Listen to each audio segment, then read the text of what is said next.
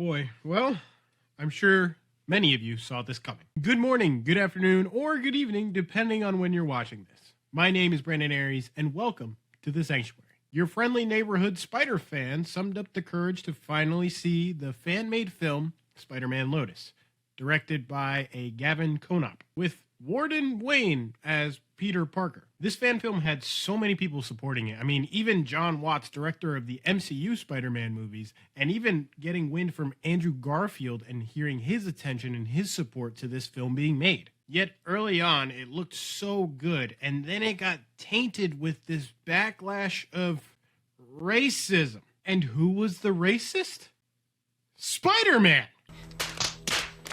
You do realize who you're playing, right? Anyway, separating the art from the artist, let's talk about Spider-Man Lotus. Let's put it this way. If you read a lot about Spider-Man, you're going to know what this story kind of references. And if you don't, it kind of references the story of Spider-Man Blue, kind of reeling and dealing with the death of Gwen Stacy. Peter has a recorder that he records memories and messages to Gwen. I like that they did this story because to me, I feel like this is probably one of Spider-Man's greatest stories ever, of all time. And the only time we really caught a glimpse of this side of Peter Parker was with the Sam Raimi films, where they kind of practiced a little more on the practical side, the real side, the human side, the Peter Parker side of Spider-Man. And I think that's something that we're finally going to get with Tom Holland's Spider-Man in the fourth movie. I love the suit.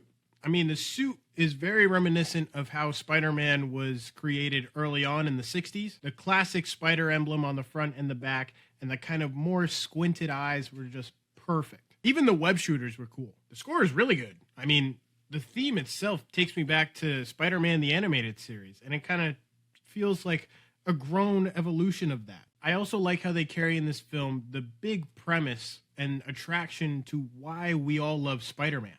The fact that anyone can wear the mask. You can wear the mask. That same message is played here, and it's done really well with Tim, the kid. Tim is terminally ill, and he has no idea how much longer he has left.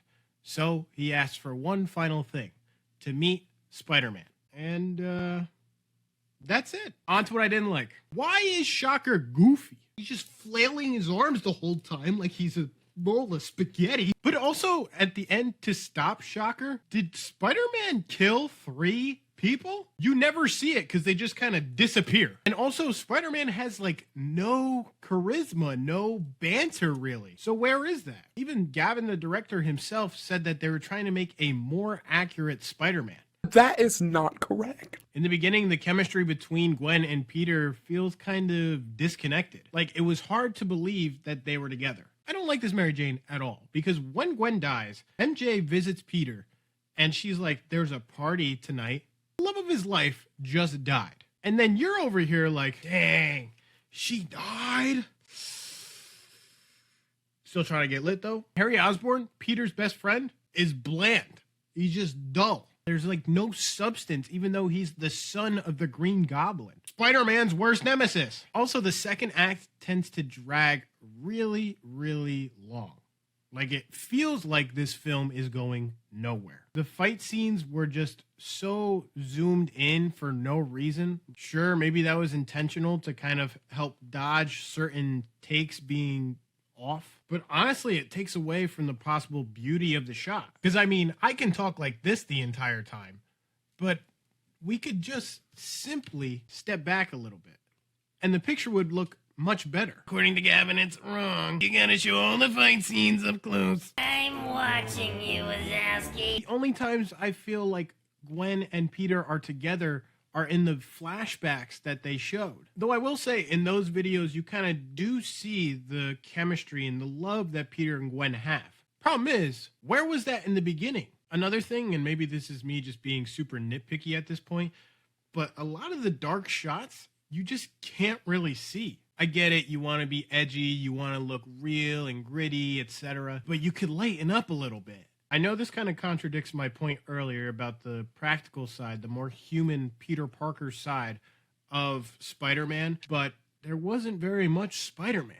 Sure, in the end when he's hanging out with Tim and talking with him and then doing his final swing, and then there's the beginning with Shocker, and then in some part of the middle with Green Goblin and the whole fight scene there. But also, we barely get time where Peter is just sitting in the suit without the mask. And I feel like that's another thing that kind of helps symbolize the person. I think a role like Spider-Man, you have to kind of take a second in the suit and let the camera kind of see how you feel as Spider-Man. I mean, you've seen it with Toby, you've seen it with Andrew, and you've seen it tons of times with Tom.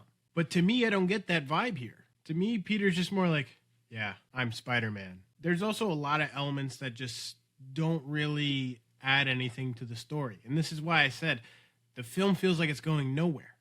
Because it is. And the last thing that the whole Spider-Man / Superman pose. Why? It's just unnecessary. You don't need that. The swinging shots they did were dope, though. I did like that. But I don't like this film. As much of a Spider-Man fan as I am, I don't like this movie. But those are my thoughts on the fan-made Spider-Man Lotus. Let me know what you thought in the comments down below. Have you seen it? Will you see it? Let me know. Okay? And if you like this video, please be sure to drop a like. It is always so much appreciated here in the Sanctuary. And if you're new, subscribe and hit that notification bell for every week this lover boy pops up in your feed. I don't have the kids today. But in case I don't see you, good afternoon, good evening, and good night.